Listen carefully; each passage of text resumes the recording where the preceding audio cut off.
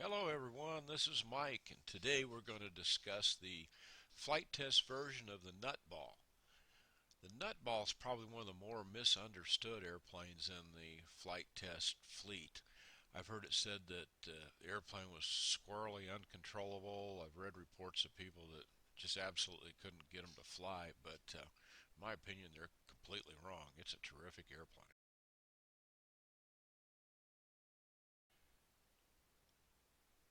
I built my first NutBall on a whim last year.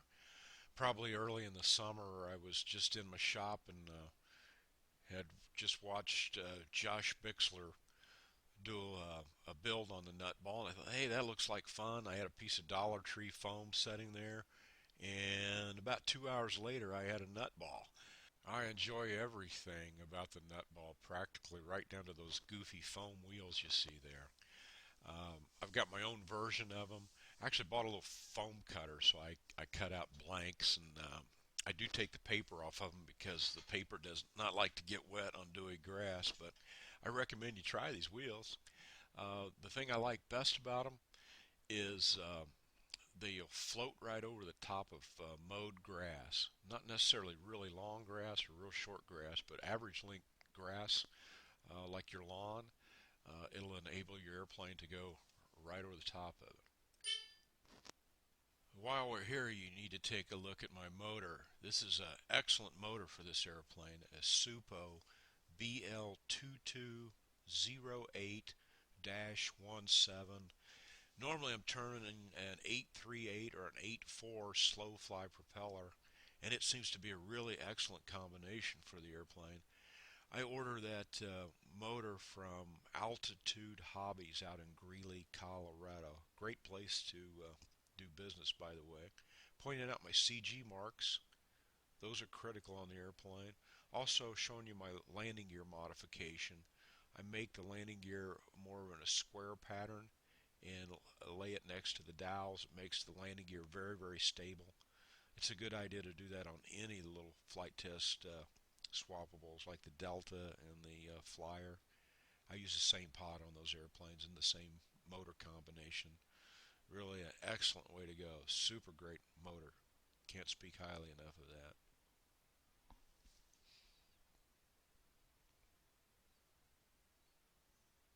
So anyway, you can see my little canopy. I just added that. Feel free to rip off that design if you'd like. I ripped it off from somebody else. So it's just a piece of foam. Put a little covering material on it. I think it adds to the charm of the airplane quite a bit. Trim materials are basically just out of my scrap box. There's some monocoat, solar film, monocoat trim sheets, kind of a combination of everything. I didn't really do any exotic modifications at all of the airplane. I just built it according to Josh and Josh. Okay, here we go. Takeoffs are brisk and climb is brisk. It has unlimited vertical performance, without a doubt. It'll go pretty fast. It'll also slow down real nicely. No bad habits in terms of tip stalls or anything like that. You can hover the airplane, although I'm not a 3D flyer. I don't do much of that. It does really beautiful rudder rolls. They're very axial. It's almost like it's got ailerons.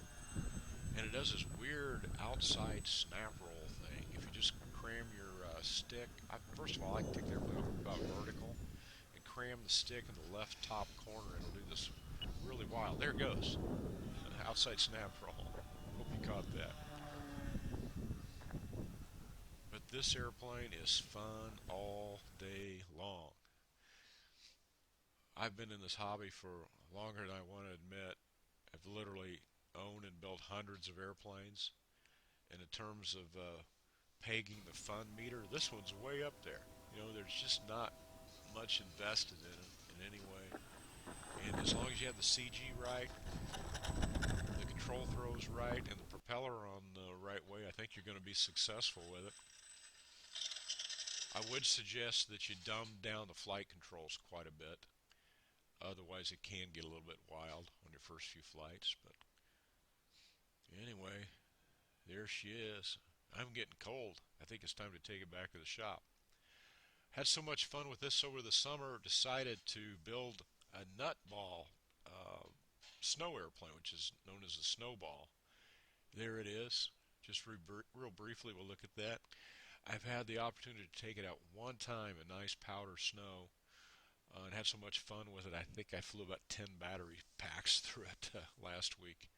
It was great.